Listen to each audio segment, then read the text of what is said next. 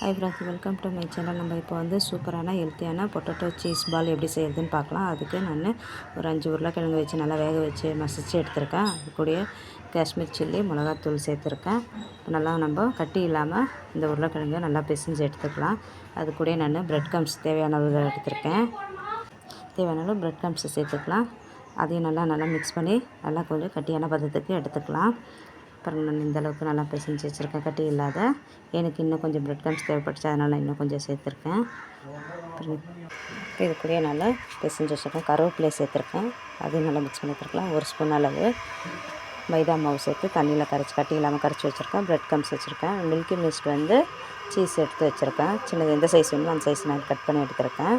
இப்போ அதையும் வச்சுக்கலாம். பாருங்கள், நான் இந்தளவுக்கு பொட்டேட்டோ உள்ள நல்லா சீஸ் உள்ளே வச்சு நல்லா மூடி வச்சுட்டு நல்லா க்ளோஸ் பண்ணி பால் ஷேப்பில் வச்சுக்கலாம். சூடாக இருக்க எண்ணெயில் போட்டு பொரித்து எடுத்துக்கலாம். நல்லா கோல்டன் ப்ரௌன் வரணும். இந்தளவுக்கு நம்ம பொரித்து எடுத்துட்டோன்னே நம்மளுடைய பொட்டேட்டோ சீஸ் பால் சூப்பராக ரெடி ஆகிடுச்சு. நீங்களும் வீட்டில் ட்ரை பண்ணி பாருங்கள். அப்புறம் மைதா மாவில் டிப் பண்ணிவிட்டு அதுக்கப்புறமா ப்ரெட் கம்ஸில் போட்டு எடுத்துருக்கேன். நீங்களும் வீட்டில் ட்ரை பண்ணி பாருங்கள். வீடியோ பிடிச்சிருந்துச்சுன்னா லைக் பண்ணுங்கள், ஷேர் பண்ணுங்கள். இது வந்து நம்ம டேஸ்ட் வந்து சூப்பராக இருக்கும். கடையில் வாங்கினா ரேட் ஜாஸ்தி. இது நம்ம வீட்டிலே சூப்பராக ஹெல்த்தியாக செஞ்சு கொடுக்கலாம். இந்த மாதிரி நீங்களும் வீட்டில் ட்ரை பண்ணி பாருங்கள். இன்னொரு வீடியோவில் பார்க்கலாம். வீடியோ பிடிச்சிருந்துச்சுன்னா லைக் பண்ணுங்கள், ஷேர் பண்ணுங்கள். தேங்க்யூ.